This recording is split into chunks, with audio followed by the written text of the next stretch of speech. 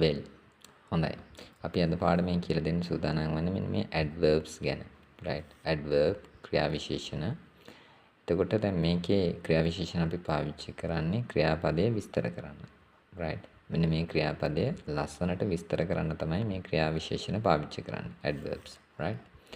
example එකක් බලමු. මේකේ තියෙනවා they speak. ඒගොල්ලෝ කතා කරනවා loudly. මේ loudly කියලා කියන්නේ ශබ්ද නගා. right ටිකක් හයියෙන් කතා කරනවා කියන අදහස තමයි මේ loudly කියලා කියන්නේ. ඒතර ක්‍රියා විශේෂණ හදා ගන්න මේ loud කියන වචනේ අගට ly තමයි අපි පාවිච්චි කරේ.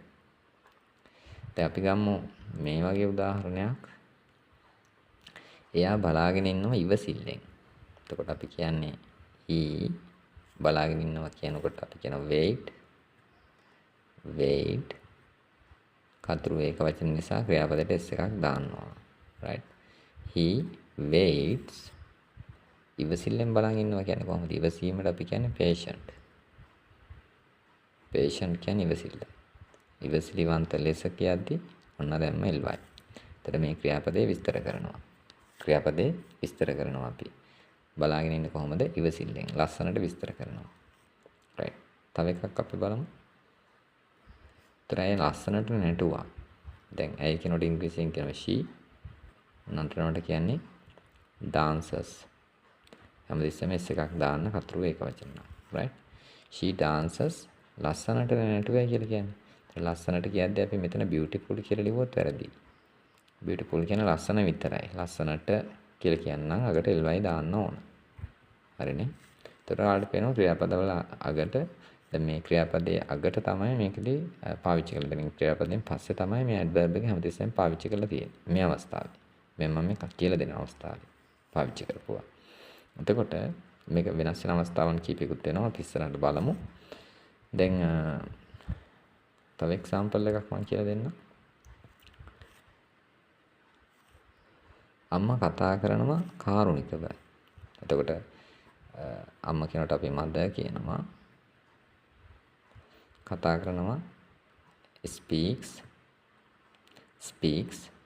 කතා කරනවා. අතුරු ඒක වචන ක්‍රියාපදයට s දාන්න. කාරුණික විදියට කියනකොට අපි කියනවා කාරුණික කියන්නේ kind කියලා ලියලා හරියන්නේ kindly. හරි. ඒතර හැම adverb එකකට නැත්නම් හැම ක්‍රියා විශේෂණයකට මේ ly දාන්නේ නැහැ. මේ ly නොදාන ඒවාක් තියෙනවා. දැන් අපි උදාහරණයකින් ඒක පැහැදිලි කරගමු. දැන් අපි කියමු ඔහු වේගෙන් එනවා කියලා. he comes. ඔහු එනවා. he comes. වේගෙන් කියනකොට අපි කියන්නේ fast. ඒතර මේක කවුරු හරි කෙනෙක් fastly කියලා ly දැම්මොත් වැරදි. he comes fast. ඔහු වේගෙන් එනවා. හරි. ඒකට ly දාන්නේ නැහැ. තව අපි බලමු. he plays. ඔහු සෙල්ලම් කරනවා. he plays well. හොඳට. මේ well හොඳට කියන්නේ මේක තමයි අපේ adverb එක නැත්නම් ක්‍රියා විශේෂණය. මෙතන නම් මේ past කියන වචනේ. right ඒවට ly දාන්නේ නැහැ. තව එක්සැම්පල් එකක් අපි බලමු. right ඔහු ප්‍රමාද වෙලා එනවා. දැන් ඔහු එනවා කියන නම් අපි දන්නවනේ he comes කියලා. උඩත් ලියුණා. he comes ඔහු එනවා. එන්නේ කොහමද? ප්‍රමාද වෙලා. ප්‍රමාද වෙලා කියන්නේ late. හරි. ඒතර මේකෙත් ly දාන්නේ නැහැ. එන්නේ කොහොමද? ක්‍රියාපදේ විස්තර කරනවා. late. right. හැබැයි lately කියලා ලියන්නේ නැහැ. වැරදි එහෙම ලිව්වොත්.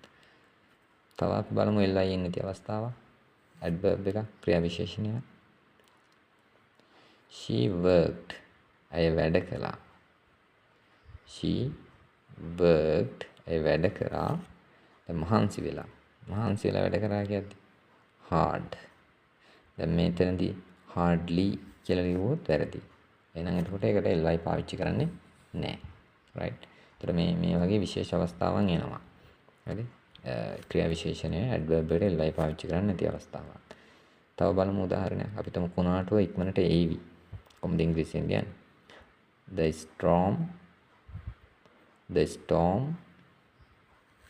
the storm කියන්නේ කුණාටුවට ඒවි කියලා කියන නිසා අනාගතය නිසා විල් දානවා. පැමිණෙයි කියන අදහස අපිට ගන්න පුළුවන් arrive. right. the storm will arrive. කුණාටුව පැමිණේවි. ඉක්මනට මෙතෙන්දි පාවිච්චි කරන වචනයක් තියෙන soon. එතකොට මේ soon කියන එකට අගට ly දාන්න යන්නේ නැහැ අපි. soonly කියලා ලියන්නේ නැහැ. හරිනේ? එතකොට ඔයාලට පේනවා මේ adverb පාවිච්චි කරනකොට අපි මේවා ගැන සැලකිලිමත් වෙන්න ඕන. සමහර ඔයාලා ඉගෙන ගන්න නීතිය තමයි මෙතෙන්දි මේ adverb භාවිතා කිරීමේදී සමහර adverbs නැත්නම් ක්‍රියා විශේෂණ වලට ly දානවා. ඒ කියන්නේ දැන් මේ speak කියන්නේ කතා කරන්නේ කොහොමද loudly. ශබ්ද නගා. right? waits බලාගෙන ඉන්නවා. කෙනෙක් වෙනුවෙන් බලන් ඉන්නව වෙන්න පුළුවන්. patiently ඉවසිලිවන්ත ලෙස. එතකොට ක්‍රියාපදයකට ly දානවා. හරි? dances නටනවා. හරි? නටන්නේ කොහොමද beautifully ලස්සනට. එතකොට අපි දානවා ඒ වගේ ක්‍රියා විශේෂණ නැත්නම් adverb වලකට ly දානවා. හැබැයි එතකොට ඔයාලා ඉගෙන ගන්න අනිත් නීතිය තමයි හැම ක්‍රියා විශේෂණයකටම නැත්නම් හැම adverb එකකටම ly දාන්නේ නැහැ. සමහර adverb තියෙනවා ly දාන්නේ නැතුව ලියන්න ඕන. ඒක තමයි ඒක භාවිතා කරන විදිය. දැන් උදාහරණයක් ගත්තොත් past කියන වචනය will, late, hard, arrive, soon ඔයගේ වචන ගත්තාම මේව තමයි adverb එක. soon කියන වචනේ තමයි මෙතන adverb එක. මේ තියෙන ක්‍රියාපදය arrive කියන්නේ පැමිණෙනවා කියන අදහස. හරි? soon කියන්නේ adverb එක නැත්නම් ක්‍රියා විශේෂණය. right? මේ වගේ ක්‍රියා විශේෂණ නැත්නම් adverb වලට අපි ly පාවිච්චි කරන්නේ. ඉතින් adverb එකකින් ඇත්තට වෙන්නේ මෙන්න මේ ක්‍රියාපදය ලස්සනට විස්තර කරලා දෙන එක තමයි වෙන්නේ. හරිනේ? ඉතින් මම හිතන්නේ මේ වීඩියෝ එක ඔයාලට ප්‍රයෝජනවත් වෙයි කියලා හිතනවා. එහෙනම් ඔයාලා මේකෙන් යමක් ඉගෙන ගත්තා කියලා හිතනවා නම් වීඩියෝ එකට ලයික් එකක් දාන්න. ඔයාලගේ අදහස කමෙන්ට් එකක් විදියට යට සඳහන් කරන්න. ඉතින් තව මේ වගේ වීඩියෝ බලන්න පුළුවන් channel එක subscribe කරලා තියාගන්න.